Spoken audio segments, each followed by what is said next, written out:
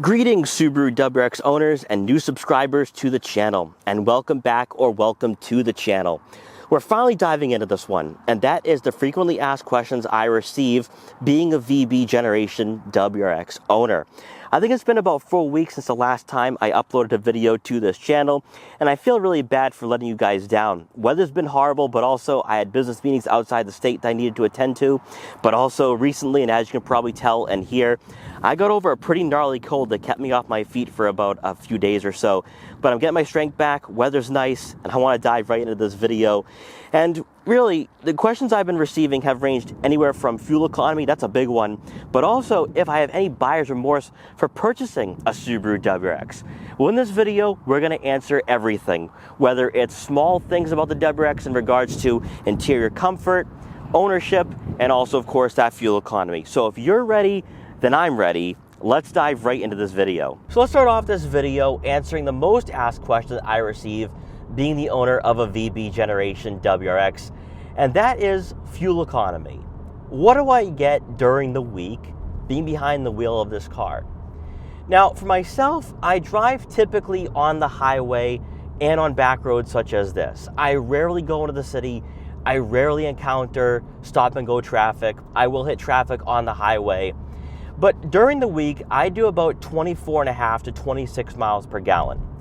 When I am in stop and go traffic, when I am on the highway and I'm maybe going 30, 40 miles per hour and we're stopping and going, I'll see that MPG number drop to about 21, 22 miles per gallon.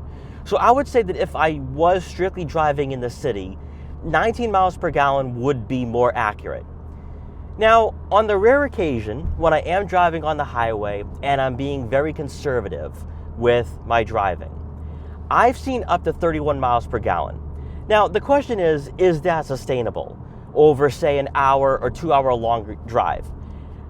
I don't necessarily think so. However, I haven't found myself in a situation where I have driven conservatively for an hour or two on the highway to accurately measure what my MPGs are, because theoretically, if I was to just cruise along, maybe I could get 31 miles per gallon, but I just haven't intently checked what my MPGs are in that situation. Now, later on this summer, I do have plans to go out to Western Mass. There's some great roads out there, and to get there, I'm gonna be on the highway for about an hour and a half to 2 hours. Maybe we'll test it out. Maybe I'll bring you guys along with me, and we can see what the real fuel economy numbers are for the WRX. But if you're somebody who is going to use this car as a daily driver, you're not going to go 8/10 or 9/10 all the time, and you're just going to be driving conservatively, the WRX is relatively economical. I'm not saying that it's on the same pace as my Volkswagen GTI, because my GTI can squeeze about 33, 34 miles per gallon on the highway, or even on back roads like this at around 40 miles per hour. But when you are just going on a nice little cruise like I am today with the WRX, I don't think that 26 or 27 miles per gallon is out of the realm of possibility. Another question I receive quite a bit, but I see a lot in comment sections for other VB generation WRX videos, is the cloth seats for the premium and base, and whether they are supportive enough or comfortable enough for you. This is all going to be down to an individual basis, but I'm going to be straightforward and honest with you guys and not be biased here. These seats, the backs of these seats, are very firm.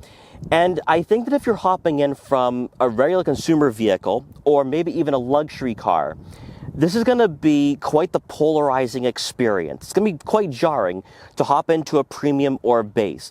These seats are pretty firm. They do provide a decent amount of support and bolstering for someone of my height and body frame.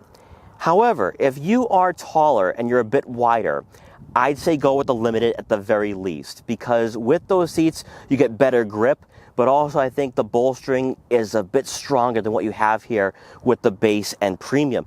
Now, if you are somebody who is looking strictly at a base or premium, and you are someone who's thinner, maybe shorter as well, I think you're going to like these seats, especially if you have owned other cars with cloth upholstery.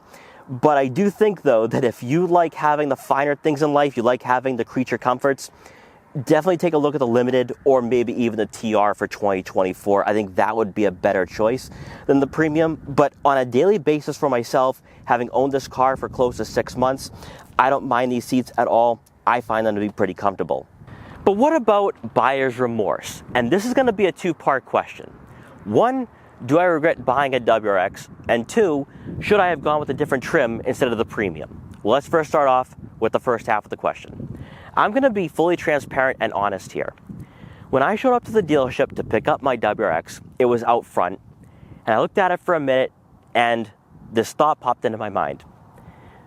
Did I make the right decision? Well, that question really went away the minute I drove this car off the lot because I fell in love with it immediately. But emotions aside, was there other cars that I could have chosen at $35,000? I talked about this in my first video with the WRX on this channel.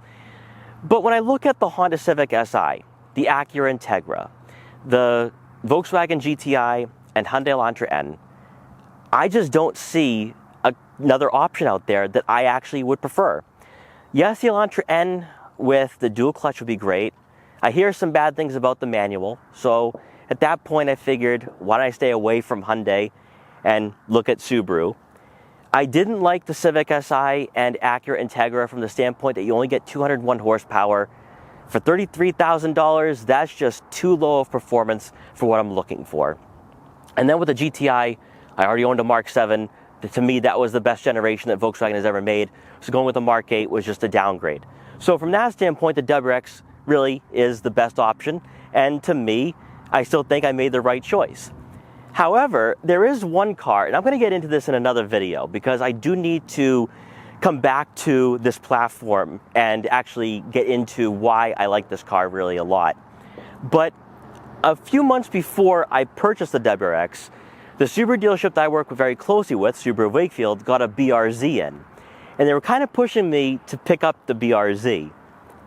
And I have to be honest, 6 months later, I kind of wish I went with the BRZ, but I'll get into that in a different video.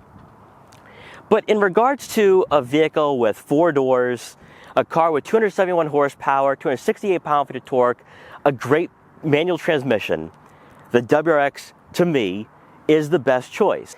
But what about being the owner of a premium trim?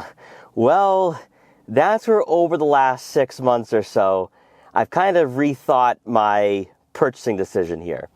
Now, I love owning the Premium. The reason why I bought it was because it was under $40,000, well below $40,000, but also it was better than the base. Now, even today in 2024, yeah, you get the 11.6-inch touchscreen, which was one of the factors in me buying the Premium over the base, but the base still gets those smaller wheels that I just don't like. So the Premium to me makes more sense at the end of the day. But there's two very minor features that I wish the Premium had that we don't get. One is the steering responsive LED headlights. Now, I have seen a number of VB generation WRXs on the road, and they've all been limited lately. And I look at those headlights, I look at those turn signals, and I'm like, I wish I had those on my WRX. Now, that is a bit shallow. That's a bit too much of a cosmetic thing. But I do wish I had those. I think it makes the WRX look a bit more modern and sleek, but I can get over it. And then the other minor feature is the Harman Kardon Premium audio system. Yes, I could have opted for that with the Premium. Although, I just want the audio system. I don't need the power moonroof. And the reason why I've changed on this one is that ever since I learned how to drive manual, and I've been driving this car around, I've been listening to music a lot more. And lately I'm like, this audio system just isn't it. And I kind of wish, in a way, I opted for that optional package. But again, these are two minor things I can live with. But in a way, in the back of my mind, even though I didn't want to spend close to $40,000, I kind of wish I went with the Limited. And it has nothing to do with the better seats. It has nothing to do with the power moonroof. It just comes down to those headlights and that audio system. But outside that, I can live with owning the Premium, and I'm still glad I purchased this car 6 months later. And then the final question is, do I regret going with Solar Orange? And the short answer is absolutely not. Now, I do get some people that are looking at buying a WRX and they're wondering, should I go with Solar Orange? Am I gonna hate it after a while? Well, close to 6 months in, I absolutely love it. It's so photogenic. It makes me want to take photos. It makes me want to take videos of this car. And really, it's a fun color. You don't see too many of them out there on the roadways, and life is too short to care what other people think. However, I do want to say this though. I do like the white that comes with the WRX. The fact that it has this Stormtrooper look with the plastic cladding does look pretty good. But at the end of the day, Solar Orange was the color for me, and I have no regrets at all. So guys, I hope you enjoyed this video, and hopefully I answered some of your questions today. If you have any further questions, leave them in the comment section below, and I'll do another Q&A at some point later on in the year. But guys, once again, thanks so much for watching, take care, and I'll see you guys next time.